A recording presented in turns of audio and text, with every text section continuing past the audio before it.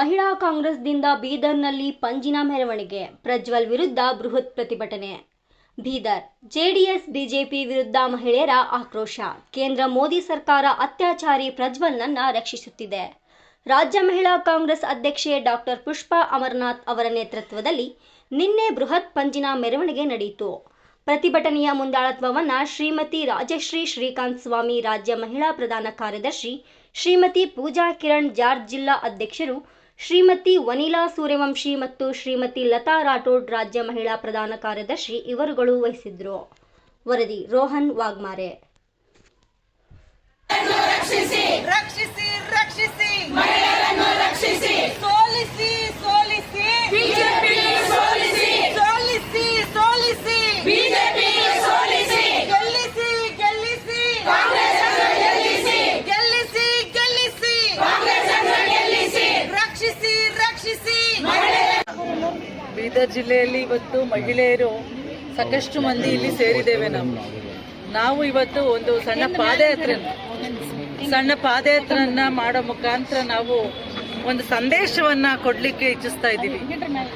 ನಾವೆಲ್ಲ ಮಹಿಳೆಯರು, ನಾವೆಲ್ಲ ಮೊದಲು ಮಹಿಳೆಯರು, ತಾಯಿ ಮನಸ್ಸುಳ್ಳವರು. ಇವತ್ತು ನಮ್ಮ ರಾಜ್ಯದಲ್ಲಿ ನಡೆದಂತಹ ಹೆಣ್ಣು ಮಕ್ಕಳ ಒಂದು ವಿಚಾರಕ್ಕೆ ಪರವಾಗಿ ನಿಂತ್ಕೊಂಡು ಅವ್ರ ಪರವಾಗಿ ನಾವಿದ್ದೇವೆ ಅಂತ ಒಂದು ಸಂದೇಶವನ್ನ ಇವತ್ತು ನಾವು ನಮ್ಮ ಈ ಒಂದು ಕ್ಯಾಂಡಲ್ ಲೈಟ್ ಪಾದಯಾತ್ರೆ ಮುಖಾಂತರ ಕೊಡ್ತಾ ಇದ್ದೀವಿ. ನನ್ನ ಜೊತೆಗೆ ನಮ್ಮ ಕಾಂಗ್ರೆಸ್ನ ಮುಖಂಡರಾದಂತಹ ಮತ್ತೆ ಕೆಪಿಸಿಸಿ ಪ್ರಧಾನ ಕಾರ್ಯದರ್ಶಿಗಳಾದಂತಹ ಮಂಜುಳಾ ನಾಯ್ಡು ಅವರು ಸರ ಕೂಡ ನಮ್ಮ ಜೊತೆಗಿದ್ದಾರೆ. ಅವರು ಕೂಡ ಮತ್ತೆ ನಮ್ಮ ಜಿಲ್ಲಾ ಅಧ್ಯಕ್ಷೆ ಮತ್ತೆ ರಾಜ್ಯ ಪದಾಧಿಕಾರಿಗಳೆಲ್ಲರೂ ಕೂಡ ಸೇರಿದ್ದೀವಿ. ಇವತ್ತು ನಮ್ಮ ಒಂದು ಕೂಗಿಷ್ಟೇ, ಇಂತಹ ಅತ್ಯಾಚಾರಿಗೆ ಟಿಕೆಟ್ ಅನ್ನು ಕೊಡೋಕೆ ಮುಂಚೆ ಯಾಕೆ ಯೋಚನೆ ಮಾಡಲಿಲ್ಲ ಈ ಬಿಜೆಪಿ ಪಕ್ಷದ ನಾಯಕರು? ಪ್ರಧಾನಮಂತ್ರಿಯವರಿಗೆ ಪ್ರತಿಯೊಂದು ಡೀಟೇಲ್ಸ್ ಗೊತ್ತಿದೆ, ಇಂಚು ಡೀಟೇಲ್ಸ್ ಗೊತ್ತಿದೆ.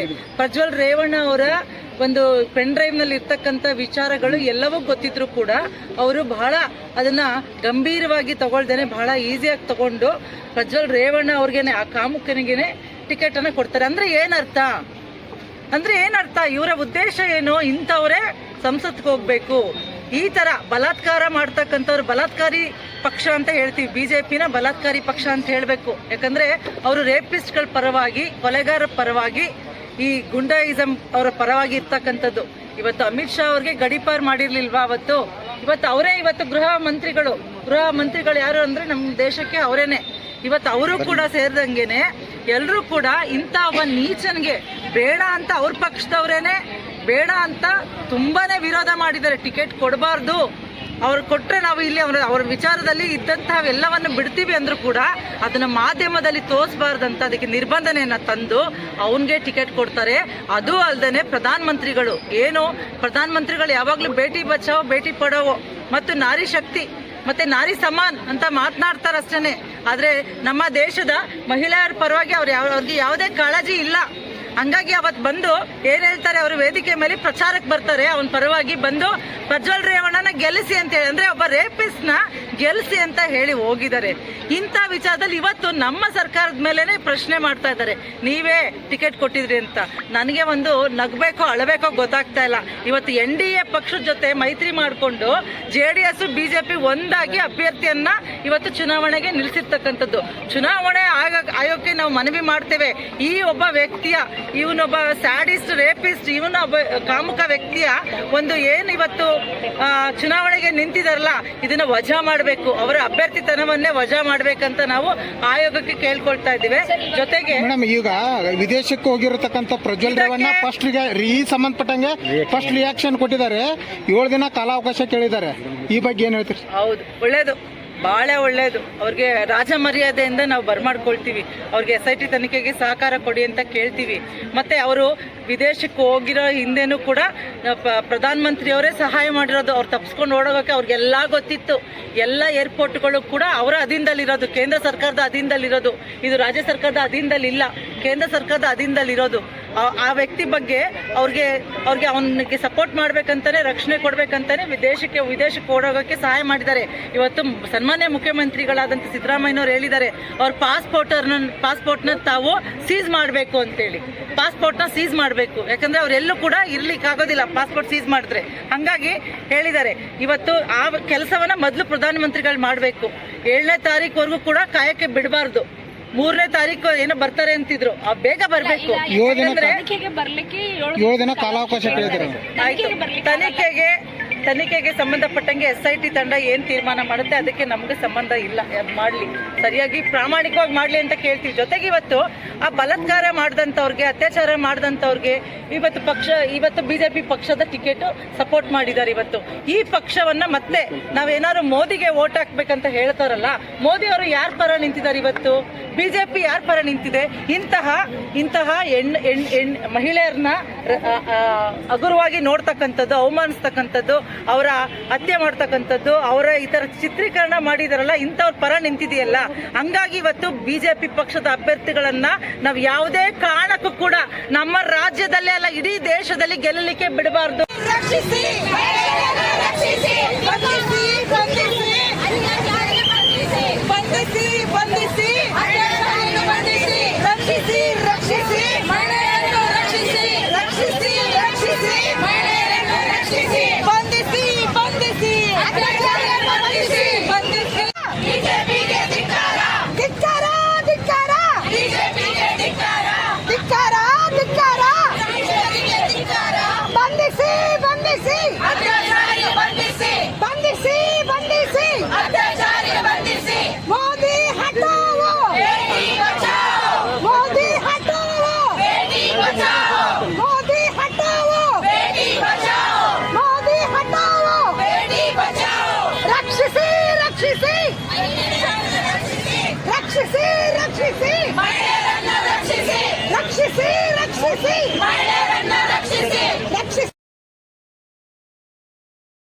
ಅವರೇ ಇವತ್ತು ಗೃಹ ಮಂತ್ರಿಗಳು ಯಾರು ಅಂದ್ರೆ ನಮ್ಮ ದೇಶಕ್ಕೆ ಅವರೇನೆ.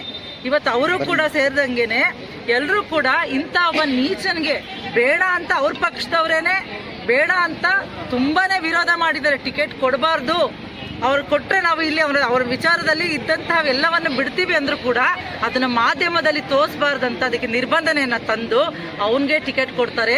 ಅದು ಅಲ್ಲದೆ ಪ್ರಧಾನಮಂತ್ರಿಗಳು ಯಾವಾಗ್ಲೂ ಬೇಟಿ ಬಚಾವೋ ಬೇಟಿ ಪಡಾವೋ ಮತ್ತು ನಾರಿ ಶಕ್ತಿ ಮತ್ತೆ ನಾರಿ ಸಮಾನ್ ಅಂತ ಮಾತನಾಡ್ತಾರೆ ಅಷ್ಟೇನೆ. ಆದ್ರೆ ನಮ್ಮ ದೇಶದ ಮಹಿಳೆಯರ ಪರವಾಗಿ ಅವ್ರಿಗೆ ಯಾವುದೇ ಕಾಳಜಿ ಇಲ್ಲ. ಹಂಗಾಗಿ ಅವತ್ತು ಬಂದು ಏನ್ ಹೇಳ್ತಾರೆ, ಅವರು ವೇದಿಕೆ ಮೇಲೆ ಪ್ರಚಾರಕ್ಕೆ ಬರ್ತಾರೆ, ಅವನ ಪರವಾಗಿ ಬಂದು ಪ್ರಜ್ವಲ್ ರೇವಣ್ಣನ ಗೆಲ್ಲಿಸಿ ಅಂತ ಹೇಳಿ, ಅಂದ್ರೆ ಒಬ್ಬ ರೇಪಿಸ್ಟ್ ನ ಗೆಲ್ಲಿಸಿ ಅಂತ ಹೇಳಿ ಹೋಗಿದ್ದಾರೆ. ಇಂಥ ವಿಚಾರದಲ್ಲಿ ಇವತ್ತು ನಮ್ಮ ಸರ್ಕಾರದ ಮೇಲೆನೆ ಪ್ರಶ್ನೆ ಮಾಡ್ತಾ ಇದ್ದಾರೆ, ನೀವೇ ಟಿಕೆಟ್ ಕೊಟ್ಟಿದ್ರಿ ಅಂತ. ನನಗೆ ಒಂದು ನಗ್ಬೇಕೋ ಅಳಬೇಕೋ ಗೊತ್ತಾಗ್ತಾ ಇಲ್ಲ. ಇವತ್ತು NDA ಪಕ್ಷದ ಜೊತೆ ಮೈತ್ರಿ ಮಾಡಿಕೊಂಡು JDS BJP ಒಂದಾಗಿ ಅಭ್ಯರ್ಥಿಯನ್ನ ಇವತ್ತು ಚುನಾವಣೆಗೆ ನಿಲ್ಲಿಸಿರ್ತಕ್ಕಂಥದ್ದು. ಚುನಾವಣೆ ಆಯೋಗಕ್ಕೆ ನಾವು ಮನವಿ ಮಾಡ್ತೇವೆ, ಈ ಒಬ್ಬ ವ್ಯಕ್ತಿಯ, ಇವನೊಬ್ಬ ಸ್ಯಾಡಿಸ್ಟ್, ರೇಪಿಸ್ಟ್, ಇವನ ಒಬ್ಬ ಕಾಮುಕ ವ್ಯಕ್ತಿಯ ಒಂದು ಏನು ಇವತ್ತು ಚುನಾವಣೆಗೆ ನಿಂತಿದಾರಲ್ಲ, ಇದನ್ನ ವಜಾ ಮಾಡಬೇಕು, ಅವರ ಅಭ್ಯರ್ಥಿತನವನ್ನೇ ವಜಾ ಮಾಡ್ಬೇಕಂತ ನಾವು ಆಯೋಗಕ್ಕೆ ಕೇಳ್ಕೊಳ್ತಾ ಇದ್ದೀವಿ. ಜೊತೆಗೆ ಮೇಡಮ್, ಈಗ ವಿದೇಶಕ್ಕೆ ಹೋಗಿರತಕ್ಕಂತ ಪ್ರಜ್ವಲ್ ರೇವಣ್ಣ ಈ ಸಂಬಂಧಪಟ್ಟಂಗೆ ಫಸ್ಟ್ ರಿಯಾಕ್ಷನ್ ಕೊಟ್ಟಿದ್ದಾರೆ, 7 ದಿನ ಕಾಲಾವಕಾಶ ಕೇಳಿದ್ದಾರೆ. ಈ ಬಗ್ಗೆ ಏನ್ ಹೇಳ್ತೀರಿ? ಹೌದು, ಒಳ್ಳೇದು, ಬಹಳ ಒಳ್ಳೇದು. ಅವ್ರಿಗೆ ರಾಜ ಮರ್ಯಾದೆಯಿಂದ ನಾವು ಬರ್ಮಾಡ್ಕೊಳ್ತೀವಿ. ಅವ್ರಿಗೆ SIT ತನಿಖೆಗೆ ಸಹಕಾರ ಕೊಡಿ ಅಂತ ಕೇಳ್ತೀವಿ. ಮತ್ತೆ ಅವರು ವಿದೇಶಕ್ಕೆ ಹೋಗಿರೋ ಹಿಂದೆನೂ ಕೂಡ ಪ್ರಧಾನ ಮಂತ್ರಿಯವರೇ ಸಹಾಯ ಮಾಡಿರೋದು. ಅವ್ರು ತಪ್ಪಿಸ್ಕೊಂಡು ಓಡೋಗಕ್ಕೆ ಅವ್ರಿಗೆಲ್ಲ ಗೊತ್ತಿತ್ತು. ಎಲ್ಲ ಏರ್ಪೋರ್ಟ್ಗಳು ಕೂಡ ಅವರ ಅಧೀನದಲ್ಲಿರೋದು, ಕೇಂದ್ರ ಸರ್ಕಾರದ ಅಧೀನದಲ್ಲಿರೋದು. ಇದು ರಾಜ್ಯ ಸರ್ಕಾರದ ಅಧೀನದಲ್ಲಿ ಇಲ್ಲ, ಕೇಂದ್ರ ಸರ್ಕಾರದ ಅಧೀನದಲ್ಲಿರೋದು. ಆ ವ್ಯಕ್ತಿ ಬಗ್ಗೆ ಅವ್ರಿಗೆ ಅವನಿಗೆ ಸಪೋರ್ಟ್ ಮಾಡ್ಬೇಕಂತಾನೆ, ರಕ್ಷಣೆ ಕೊಡ್ಬೇಕಂತಾನೆ ವಿದೇಶಕ್ಕೆ ಓಡೋಗಕ್ಕೆ ಸಹಾಯ ಮಾಡಿದ್ದಾರೆ. ಇವತ್ತು ಸನ್ಮಾನ್ಯ ಮುಖ್ಯಮಂತ್ರಿಗಳಾದಂಥ ಸಿದ್ದರಾಮಯ್ಯನವರು ಹೇಳಿದ್ದಾರೆ, ಅವ್ರ ಪಾಸ್ಪೋರ್ಟ್ನ ತಾವು ಸೀಸ್ ಮಾಡಬೇಕು ಅಂತೇಳಿ. ಪಾಸ್ಪೋರ್ಟ್ನ ಸೀಸ್ ಮಾಡಬೇಕು, ಯಾಕಂದ್ರೆ ಅವರೆಲ್ಲೂ ಕೂಡ ಇರ್ಲಿಕ್ಕೆ ಆಗೋದಿಲ್ಲ ಪಾಸ್ಪೋರ್ಟ್ ಸೀಸ್ ಮಾಡಿದ್ರೆ. ಹಂಗಾಗಿ ಹೇಳಿದ್ದಾರೆ, ಇವತ್ತು ಆ ಕೆಲಸವನ್ನ ಮೊದಲು ಪ್ರಧಾನಮಂತ್ರಿಗಳು ಮಾಡಬೇಕು. 7ನೇ ತಾರೀಕುವರೆಗೂ ಕೂಡ ಕಾಯಕ್ಕೆ ಬಿಡಬಾರ್ದು. 3ನೇ ತಾರೀಕು ಏನೋ ಬರ್ತಾರೆ ಅಂತಿದ್ರು, ಬೇಗ ಬರ್ಬೇಕು. 7 ದಿನ ಕಾಲಾವಕಾಶ ಕೇಳಿದ್ರು.